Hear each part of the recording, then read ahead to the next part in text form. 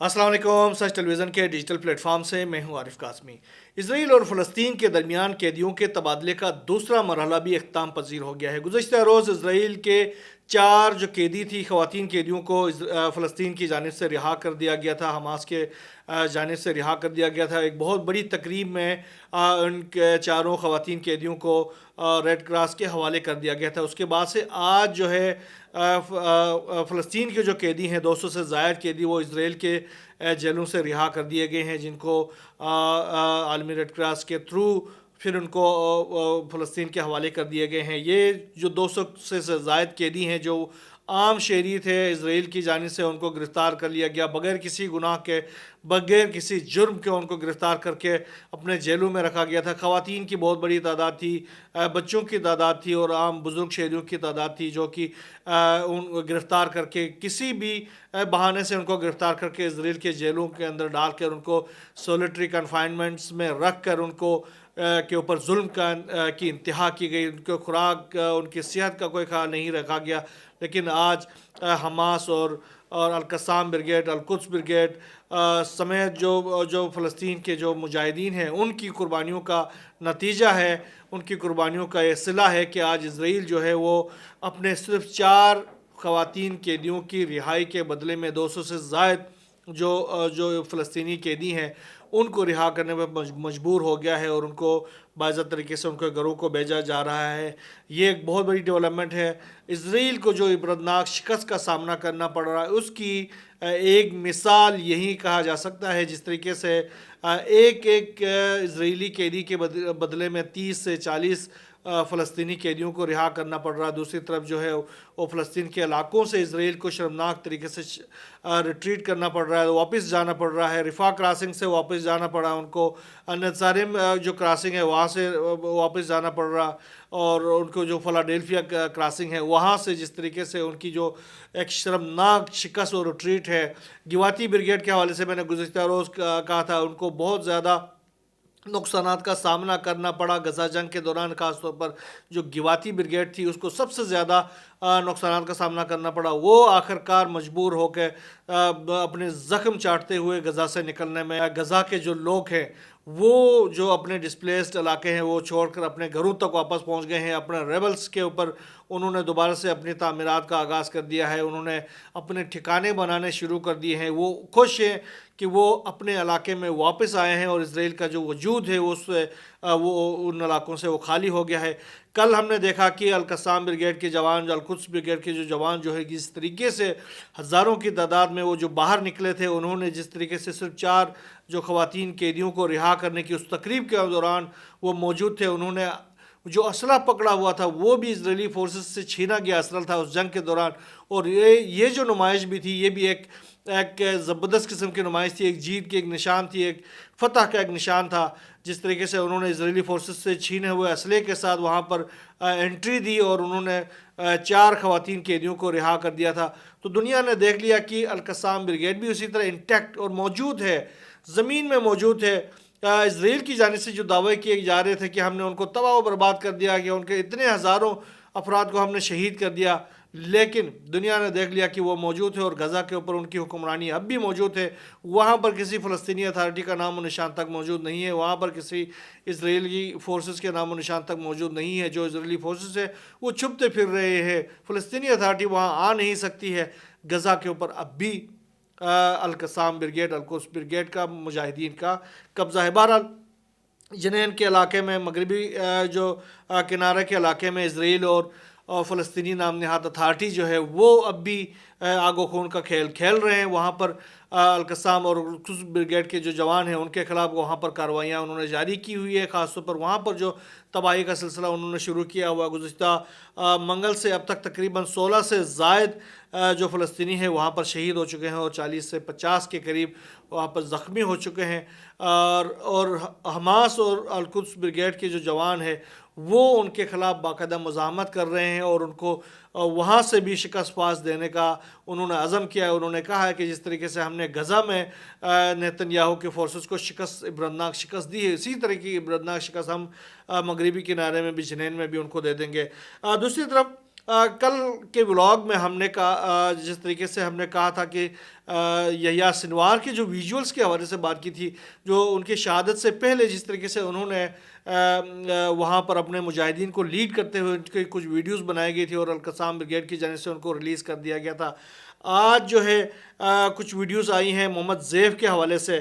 محمد زیف جو ہے القصام بریگیڈ کے کمانڈر ان چیف، وہ ان کے سربراہ ہیں جنہوں نے بہت سخت قسم کا نقصان پہنچایا ہے اسرائیل کو۔ اور محمد زیف کے حوالے سے اسرائیل کا یہ دعویٰ تھا کہ ان کو ایک قاتلانہ حملے میں شہید کر دیا گیا ہے، لیکن ایک ویڈیو منظر عام پہ آئی ہے جس میں اب بھی محمد زیف جو ہے وہ موجود ہیں اور انہوں نے وہ کھڑے ہیں، وہ منصوبہ بندی کرتے ہوئے نظر آ رہے ہیں اپنے فورسز کے ساتھ مل کر اس ویڈیو کے اندر۔ تو یہ اسرائیل کے کو ایک اور بھی شکست کا سامنا ہے کہ جس بندے کو انہوں نے شہید کرنے کا دعویٰ کیا تھا وہ اب بھی موجود ہے اور وہ منظر عام پہ آ گئے ہیں، ویڈیوز ان کے سامنے آئی ہیں۔ دوسری طرف لبنان اور حزب اللہ کے حوالے سے، اسرائیل کے حوالے سے جو اور جنگ بندی کی جو 60 روزہ جنگ بندی تھی وہ آج ختم ہو گئی ہے۔ 60 روز، آج اتوار کے روز ان کا ان 60 روز کا خاتمہ ہو گیا ہے، ڈیڈ لائن ختم ہو گئی ہے۔ اسرائیلی فورسز کو آج ہر صورت میں لبنان سے چلے جانا ہے۔ اگر وہ نہیں چلے جاتے ہیں، اگر وہ رکتے ہیں، جیسا کہ گزشتہ روز نیتن یاہو کے دفتر کی جانب سے یہ کہا گیا تھا کہ وہ ان کی جو فورسز ہیں وہ 60 روزہ جنگ بندی کا جو ڈیڈ لائن ختم ہونے کے بعد بھی لبنان کے ان علاقوں میں موجود رہیں گے، تو حزب اللہ نے کل وارننگ جاری کر دی تھی اسرائیلی فورسز کو کہ اگر وہ لبنان کا علاقہ خالی نہیں کیا گیا تو ہمارے جو پلان ہے وہ تیار ہے، ہم اسرائیل کو جو ہے مزید 40 سال پیچھے دھکیلنے کے لیے ہم اپنی منصوبہ بندی کیے ہوئے ہیں اور اس کا ہم شروعات کرنے جا رہے ہیں۔ تو آج جو ہے جنگ بندی کا آخری روز ہے۔ اگر اسرائیلی فورسز لبنان کے علاقے خالی کر کے واپس نہیں جاتے ہیں تو پھر حزب اللہ کے جو ٹریگرز ہیں وہ دبیں گے اور اس کے بعد دنیا دیکھے گی ایک جنگ، دوسری ایک بہت بڑا مارکہ دیکھے گی دنیا، کیونکہ حزب اللہ نے کہا کہ ہم نے ان 60 روز کے دوران جنگ بندی کی ایک بار بھی خلاف ورزی نہیں کی ہے، جبکہ اسرائیل کی جانب سے 500 سے زائد دفعہ جنگ بندی کی خلاف ورزی کی ہے۔ ہم نے بہت برداشت کیا ہے اور اس روز تک بھی برداشت کیا، آخری روز تک بھی برداشت کیا ہے۔ اب اسرائیلی فورسز جو ہیں اگر اب بھی رکتے ہیں، اگر نہیں چلے جاتے ہیں تو پھر ہمارے ٹریگرز دبیں گے اور اس کے بعد اسرائیل کی تباہی کو کوئی نہیں روک سکتا۔ دوسری طرف حزب اللہ نے روائس میں ایک بہت بڑی کارروائی کی ہے، خاص طور پر جو سید الشہداء کمپلیکس کے قریب جاسوسوں کے خلاف ایک بہت بڑی کارروائی کی ہے، جس میں ایک الجزائری شخص اور اس کی اٹالین جو بیوی ہی ان کو گرفتار کیا ہے، جو کہ ایک ٹیکسی میں سے وہ باقاعدہ تصویریں نکال رہے تھے، ان کے ساتھ ان کے جاسوسی کے جو خفیہ آلات تھے، جی پی ایس سسٹم ہے اور کیمرہ اور جن کو ریموٹ کنٹرول سے اس کو ایکٹیویٹ کیا جا سکتا تھا، وہ کیمرہ بھی ان سے برآمد کیا گیا ہے۔ دوسری طرف بریڈ حریق کے علاقے میں بھی تصاویر نکالنے کے شعبے میں 2 فرانسیسی شہریوں کو گرفتار کیا گیا ہے۔ تو یہ جو ہے حزب اللہ کی جانب سے جو اسرائیلی جو جاسوس ہیں ان کے خلاف تابڑ توڑ قسم کی کارروائیاں کی جا رہی ہیں، ان کی گرفتاریاں کی جا رہی ہیں۔ ان تمام گرفتار افراد کو بھی لبنان کی جو جنرل سیکیورٹی کے حوالے کیا گیا، حزب اللہ نے اپنے پاس نہیں رکھا ہے، ان کو لبنانی سیکیورٹی کے حوالے کیا گیا ہے تاکہ ان کو لیگلی ان کو سزا دیا جا سکے، اس گورنمنٹ کے ذریعے ان کو سزا دیا جا سکے۔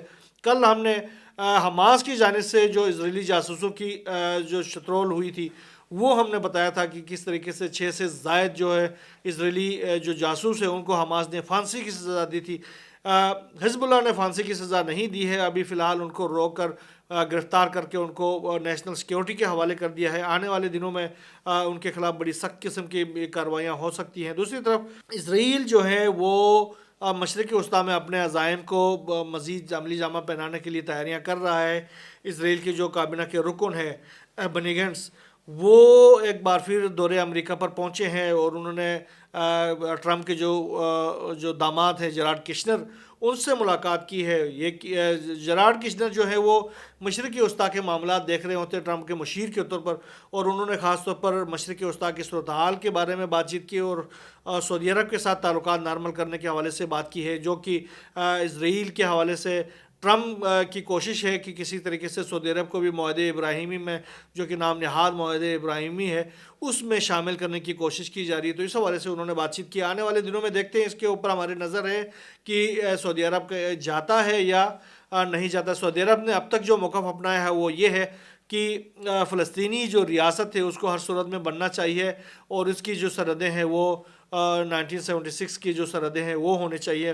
بہرحال آنے والے دنوں میں دیکھتے ہیں کہ سعودی عرب جو ہے اپنے اس مطالبے پر کس حد تک برقرار رکھتا ہے. دوسری طرف شام سے بڑی تشویشناک قسم کی خبریں سامنے آ رہی ہیں. خاص طور پر شام کی جو نئی گورنمنٹ ہے اس کے اوپر بڑے الزامات لگ رہے ہیں کہ وہ اقلیتوں کے خلاف جو انہوں نے پراسیکیوشن کا جو سلسلہ شروع کیا ہوا، خاص طور پر ان کو ان کی کلنگز کا جو سلسلہ شروع کیا ہے، ان کے خلاف نسل کشی کا جو سلسلہ شروع کرنے کے حوالے سے بڑی سخت قسم کی خبریں آ رہی ہیں، جس میں جو اقلیتی گروہ ہیں ان کی کلینزنگ کے حوالے سے. تو اب یہ صورتحال وہاں سے سامنے آئی ہے کہ جو اقلیتی گروہ ہیں انہوں نے بھی باقاعدہ مقاومت کا آغاز کیا ہے. انہوں نے جو نئی شامی گورنمنٹ ہے اس کے خلاف اپنی سرگرمیوں کو تیز کرنا شروع کر دیا ہے، اور مختلف علاقوں میں جھڑپیں جو ہونے کی جو اطلاعات سامنے آ رہی ہے، خاص طور پر جو اور نئی جو شامی گورنمنٹ ہے اس کی جو فورسز کو بڑے نقصانات پہنچنے کے اطلاعات سامنے آ رہی ہے. کیونکہ جو اقلیتی گروپس ہیں ان کے جو انہوں نے جو فورسز بنائے ہیں وہ ایمبوش کر رہے ہیں، وہ ان کے خلاف جو ہے وہ گوریلا جنگ انہوں نے شروع کی ہوئی ہے. تو وہ اچانک سے سامنے آتے ہیں اور جو نئی گورنمنٹ کی جو فورسز ہیں ان کو شدید نقصان پہنچا کر غائب ہو جاتے ہیں. یہ کچھ چیزیں ہیں. اس حوالے سے یہ بھی اطلاعات آئی ہیں کہ جو ساحلی شہر ہیں لتاکیہ اور طرطوس سے جو فورسز ہیں نئی گورنمنٹ کے، ان کے انخلاء کی خبریں آ رہی ہیں. تو وہاں پر جو خاص طور پر جو بشار الاسد کی جو لوئل فورسز ہیں ان کی ایک بڑی تعداد خاص طور پر طرطوس اور لتاکیہ کے علاقے میں موجود ہوتی ہے. علاویز کی ایک بہت بڑی تعداد اس علاقے میں موجود ہوتی ہے، جنہوں نے باقاعدہ جولانی کی جو فورسز ہیں ان کے خلاف انہوں نے مقاومت کا آغاز کیا تھا. اب وہ علاقے اگر وہ فورسز خالی کر کے گئے ہیں تو یہ بہت بڑی ایک ریٹریٹ ہے، بہت بڑی شکست ہم اس کو کہہ سکتے ہیں. دوسری طرف ٹرمپ جو ہے جب سے برسر اقتدار آئے ہیں وہ بھی اپنی ایکٹیویٹیز جاری رکھے ہوئے ہیں. خاص طور پر جو تارکین وطن کے حوالے سے انہوں نے اپنے پہلے خطاب میں کہا تھا کہ ان کو ہم گرفتار کر کے ان کے ملکوں کو واپس بھیج دیں گے. تو اب جو ہے ان کی گرفتاریاں اور ان کو واپس بھیجنے کا سلسلہ باقاعدہ بہت تیزی کے ساتھ جاری ہے. 500 سے زائد تارکین وطن کو ایک بار پھر امریکی فوج کے جو جہاز ہیں ان میں بٹھا کر ان کو ان کے ممالک میں واپس بھیج دیا گیا ہے. اس کے ساتھ ہی ٹرمپ کی جانب سے گورنمنٹ کی جانب سے مصر اور اسرائیل کے سوا باقی جو دنیا کے مختلف ممالک کو جو امداد، غیر ملکی امداد کی جو پروگرامز تھے وہ باقاعدہ بند کرنے کا، ان کی فنڈنگ بند کرنے کا اعلان کیا گیا ہے. خاص طور پر امریکی وزارت خارجہ نے دنیا بھر میں تقریباً تمام امدادی پروگراموں کے اپنے نئے فنڈز معطل کرنے کا حکم جاری کیا ہے.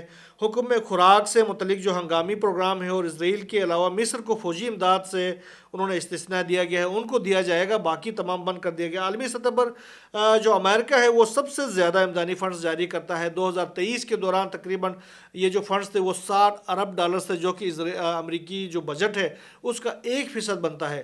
امریکہ کے اس اقدام سے دنیا بھر میں امریکی امداد سے چلنے والے جو اربوں ڈالر کے جو صحت ہے، تعلیم ہے، جاب ٹریننگ ہے، انسداد بدعنوانی ہے اور سیکیورٹی سے متعلق جو منصوبے ہیں ان کے لیے خطرات پیدا ہو گئے ہیں، کیونکہ ان کی فنڈنگ امریکی گورنمنٹ کرتی تھی.